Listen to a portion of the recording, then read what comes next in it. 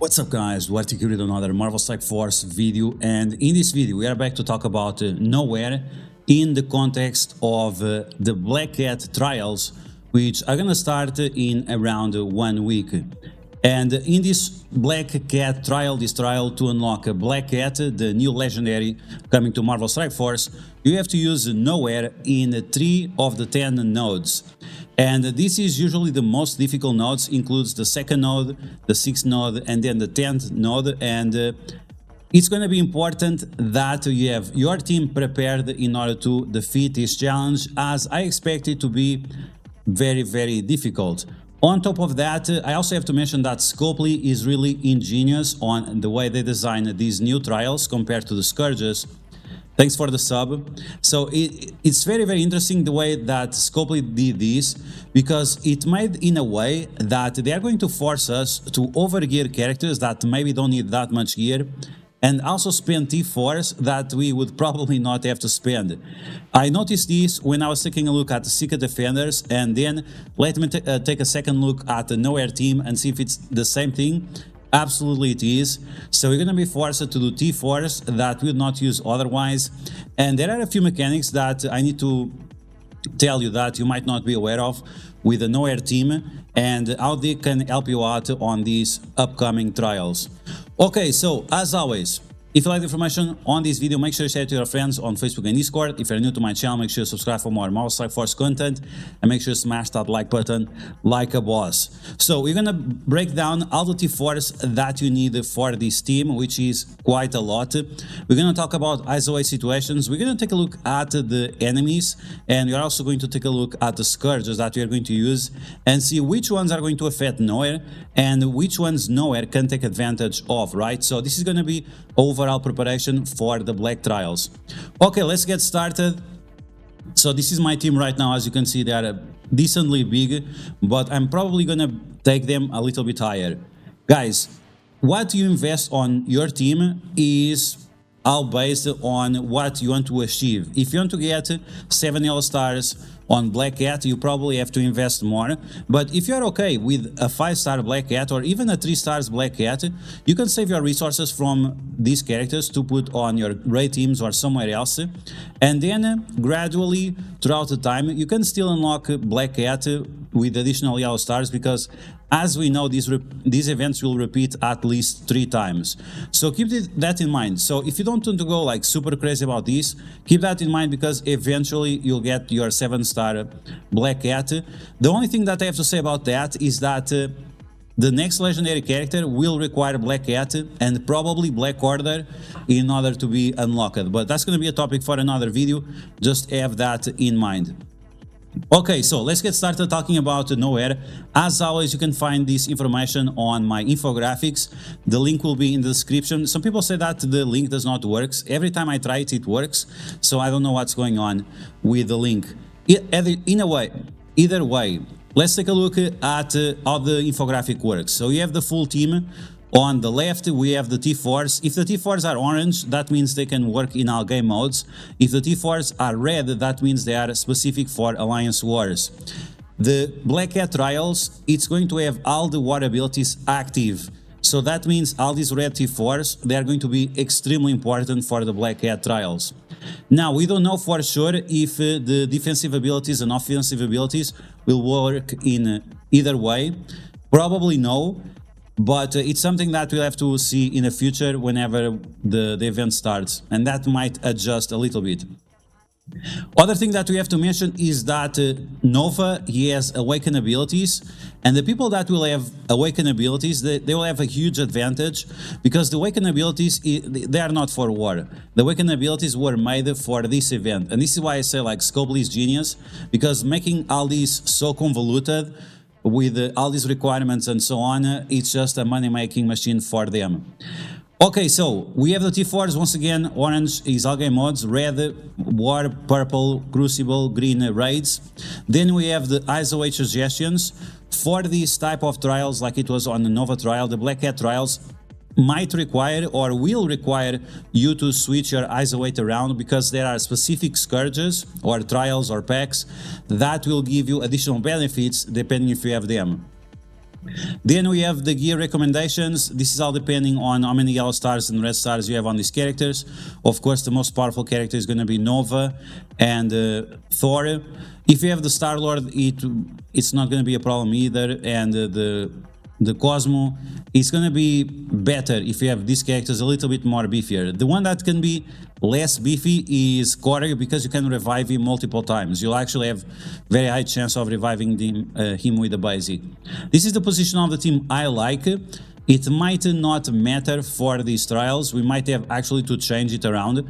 Maybe we have to put Cosmo in the middle and the Korg in the corner. We'll have to see about that, because these things change quite frequently, the isolated position and so on, with the enemies that we are facing. So let's take a look at the post from the developers requiring 3 nodes with nowhere, and once again all the abilities of Alliance Wars will be active. You can see right here, first ability of Alliance Wars, World at War. All abilities of Alliance Wars will be active during this run for Black Cat.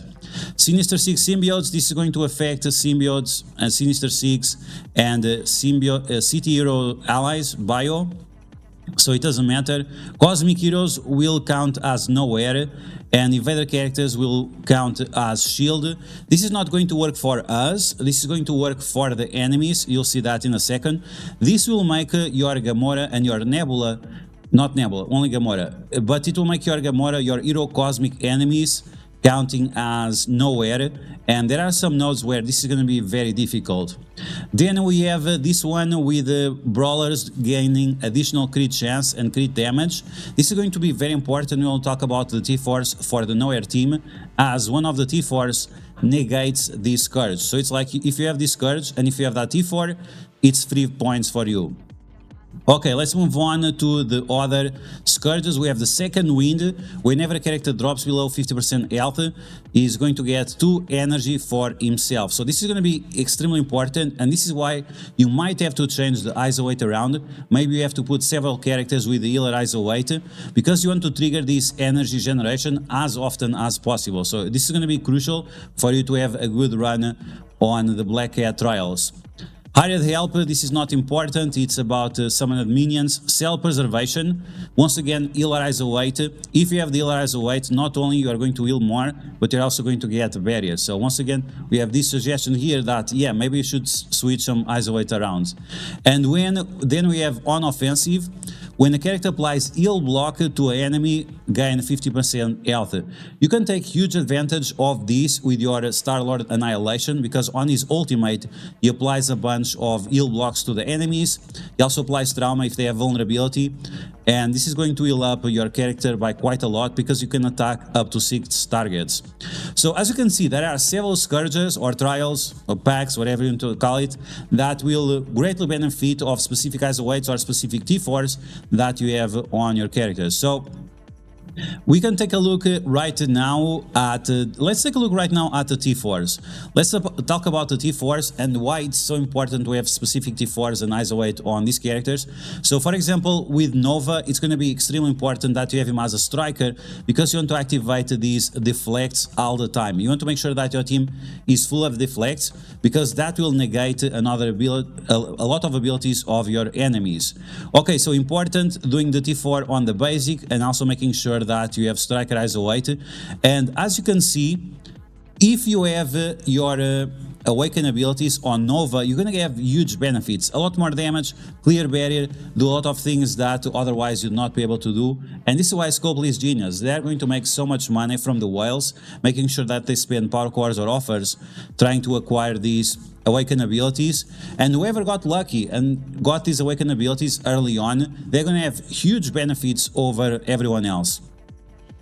Okay, the special ability of Nova is going to apply trauma on primary target, apply safeguard on your team.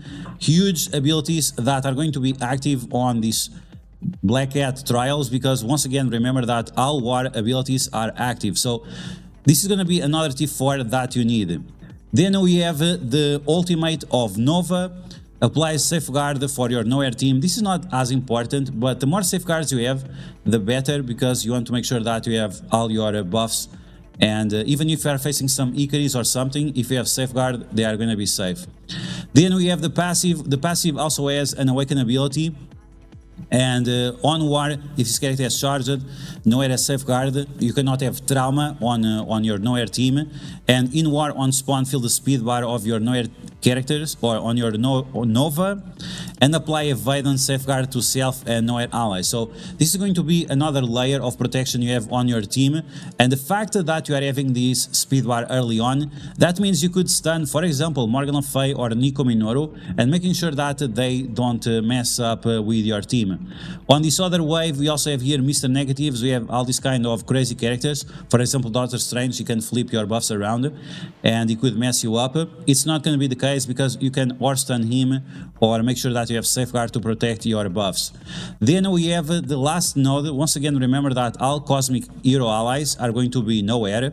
So you can see Black Bolt and Miss Marvel, Captain Marvel, they are going to get buffs, safeguard, they are going to get offense subs, they are going to get all these additional mechanics because they have the nowhere tag as they are hero cosmic. So this is going to be extremely important, and this is what I'm saying. Like, once again, I'm going to say it, Scopely is genius, because if you take a look at the infographic, not this one, this is Mr. Artgrave using a calculator while using a spreadsheet. Should you take advices of someone that is using a calculator and spreadsheets at the same time? No, absolutely not. But either way, this is why we have so many T4s on this team. It's even that you don't need all of these T4s for Alliance Wars or Cosmic Crucible or some other game mode. You are going to need all of them for these Black Cat trials. And the people that will not have these T4s are really going to struggle compared to someone that has a lot of T4s.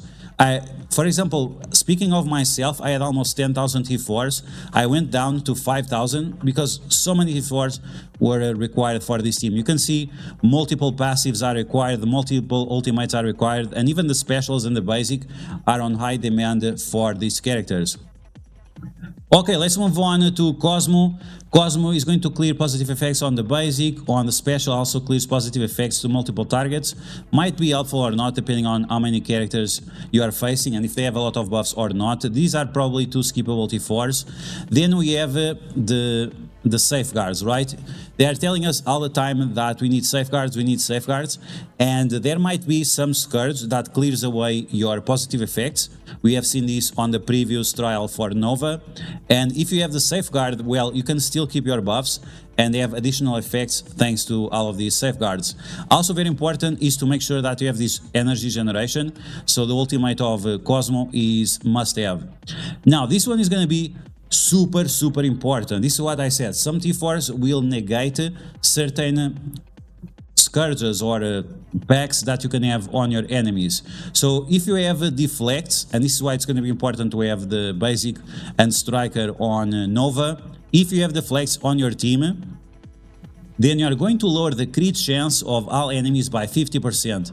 As we just saw a few minutes ago, there is a scourge that will increase the crit chance and crit damage of characters, and it's usually on the enemy side. So this is going to be extremely important because it's going to completely negate that effect. So this is must have T4, maybe not in Alliance Wars, maybe not in Cosmic Crucible, but it's going to be must have for this specific scourge.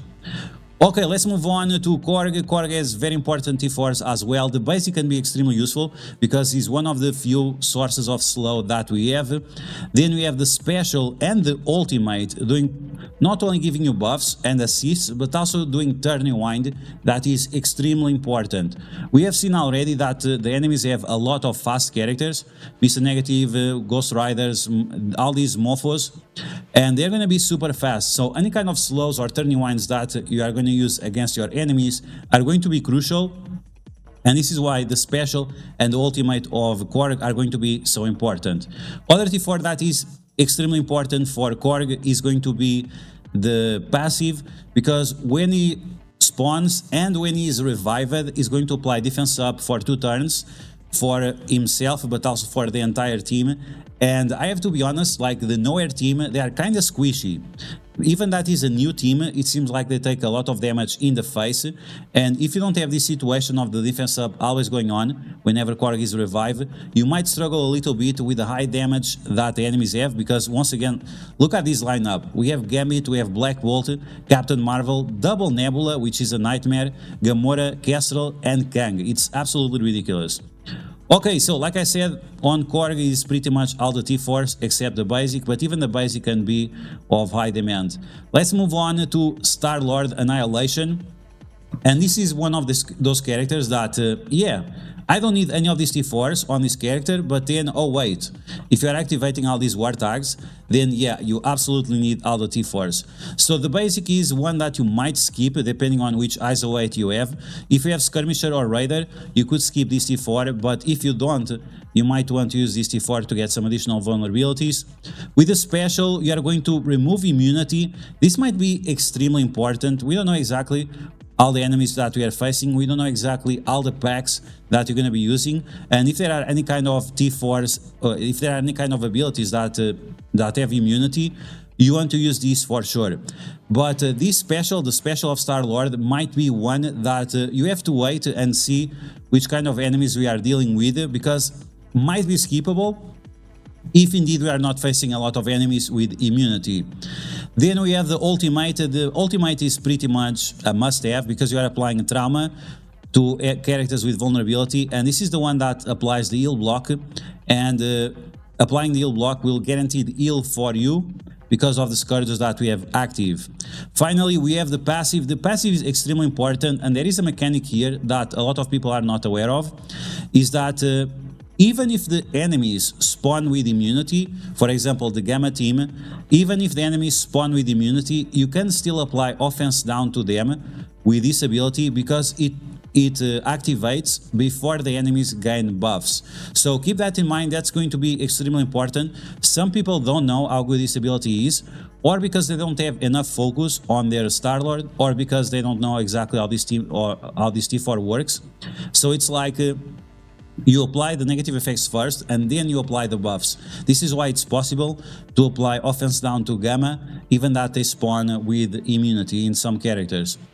Okay, so once again, Star-Lord, I would say the passive must have, then the ultimate, and the basic and the special. Skip it for now, and then you decide when the Black Cat trials show up to see if it's going to be important or not. Then we have Thor, the last character of the Nowhere team. On the basic, he applies defense down. This can be quite useful. There are a few situations where you could use the basic rather than other abilities. For example, when you're facing Red Hulk and you don't want to trigger his passive. It's not the case on the enemies that we are facing, but it's something that happens quite often in Alliance Wars. With the special, this is a must-have T4. You get one ability block. Whenever you have abilities where you get ability blocks or stuns, these are must-have abilities, because not only you are doing more damage, you are getting also additional functionality. Then we have the ultimate.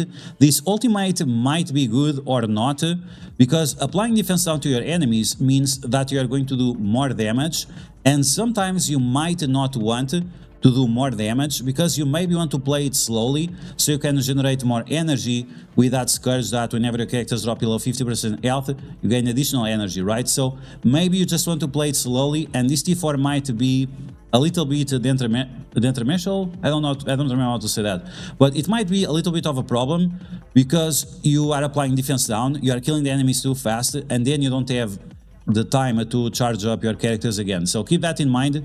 This might be one that you do later, but not early on in the runs until you decided for sure if you have time to get the energy or not. Then we have the passive, and the passive, it really depends on the enemies that we are facing. We can take a look right now in War, clear charged from all enemy protectors. Is there any enemy protectors here? So we have charge on Weaver. Weaver is an enemy protector, but that ability is not unavoidable. So even if Weaver gains charges, you are not going to be able to remove them. So for this specific situation, it's irrelevant. On the second node, where we use nowhere. I don't think we have any characters with charge, and especially that are protectors. And on the last node, we have Nova. We don't have any protectors here as well. We have support characters, we have blasters, and we have brawlers. So that's pretty much it. So this is another T4 that you might be able to skip. Maybe if you want to use your Thor on the hero brawler nodes, maybe you mess it up and you don't have enough energy and you want to use it on those nodes to recharge your characters.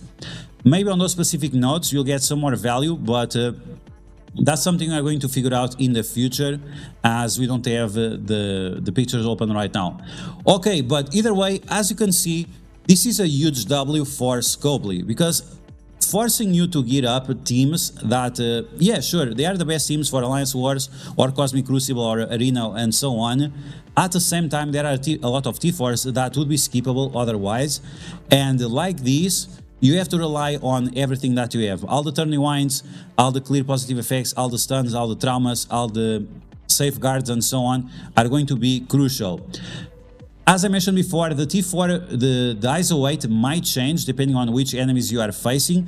It could be the case that you even use all your team as a healer to get that additional energy. We'll have to wait and see.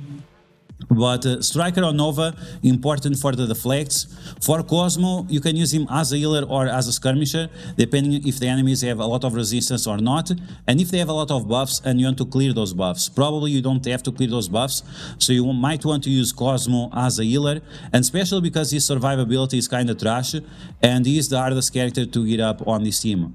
With Korg, you can use him as a striker, as a fortifier, or as a skirmisher. You could also use him as a skirmisher, make sure that he applies a slow and applies some extra vulnerabilities to the enemies. With Star-Lord, in my opinion, is a must-have skirmisher because of the passive. Like I said before, you can apply this offense down even if the enemies have immunity on spawn, because it activates first. And if you don't have enough focus, it will not land. And yes, I know that it gets a lot of focus, it's not enough. When you're facing characters with a lot of resistance, it's not enough the focus that he brings along, so you might want to change him around. If you see that the focus that you have is enough, then you can change him to Striker or Raider, depending on what you prefer for that specific situation. But for Alliance Wars, this is must-have, and if you are doing like difficulty 9, it might be important to have this additional focus. In terms of Thor, some people like Thor as a Raider. I think it's a terrible idea, especially because he applies defense down on the basic and ISO weight attack. So why not making sure that he's always applying the defense down, and that allows you to one-shot single target characters easier. It's like with Firestar, you also have him as a striker because you want to make sure that you have that precision damage to remove the enemies as fast as possible. We briefly mentioned the terms of position of the characters. It really depends on how the enemies are laid out. You kind of want Cosmo to be next to the tank, and this is why it might be important to have him as a healer to get extra barrier, because he's going to get a lot of damage in the face, but it's also going to be important for you because whenever Cosmo is attacked, he's applying bleeds and he's also applying an offense down to the enemy. So that might be crucial for the specific situation, and we'll have to wait and see. Briefly, should we consider any kind of Sinister Six to sack the nodes? Maybe, because we have a lot of city characters on the first node, and characters like Vulture and Dr. Octopus could be quite important, and it's something that we'll have to try and see what's the best option. But when you have so many city characters, Vulture is quite important, and we have to remember that Sinister Six, they are also a war team. They're going to have plenty of war buffs, but if you guys want, we can talk about Sinister Six in another video. But once again, it's going to be on the context of sacking the nodes, or maybe give you a little bit more value on your run, because if you are going with the full Sinister Six and try to clear this, it's going to be very unlikely, as this Morgan Le Fay, for example, will destroy your entire team. So keep that in mind. On the second node, it will require us to have characters with a lot of resistance, and make sure that we play around with the stuns, making sure that we don't have super amount of negative effects in the face early on. Then we have the last node. This node is going to be quite problematic, and I'm not even sure if sacking here is going to be possible, because yeah, we have these Nebulas and Gamoras. Maybe you can remove the evades and the special early on, but beyond that, they're definitely gonna clap you. But I think if you can sack the ultimates of Nova and also the special, I think that would be quite useful, and that will give you like 2 or 3 turns where you can have Cosmo without any energy and the Nebulas and the Gamora as well. So this is something that we'll try out in terms of strategy in the near future. But that's it, guys. That's all the information that you need to know to prepare yourself for the Black Cat trials.